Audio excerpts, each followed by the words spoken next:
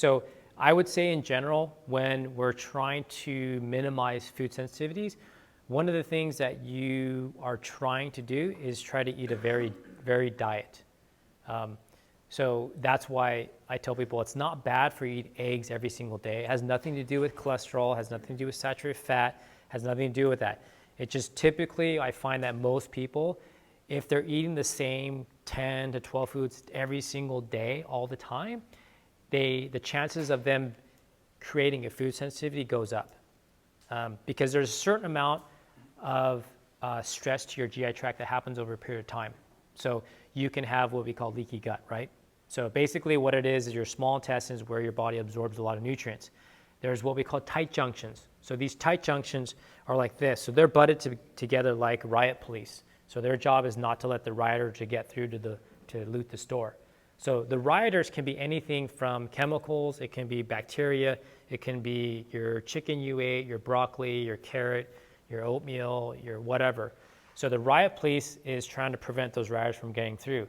Now what can cause that intestinal permeability or the tight junctions to open is stress can do it, okay? Too much exercise. So people like, doing endurance training for long periods of time can do it. Even there's research showing HIIT training can do it, but it also is in the context of what the health of that person is, right? So if they have a high load of stress from mental, emotional, spiritual, and then they add in, I'm going to train for a half Ironman, or they're going to train for the Boston Marathon in 26 weeks and do a linear program, that's a disaster, right? Because they've never run before. So it's a massive stress to the system. So what ends up happening is those tight junctions, they start to open, and then guess what? The chicken you ate, the carrot you ate, or whatever frequently consumed food tends to go through that hole more frequently. So that's why they're saying to eat a more varied diet. I wouldn't say you would want to change their macros week in, week out, because the feasibility is very, very low for that. People aren't going to do that.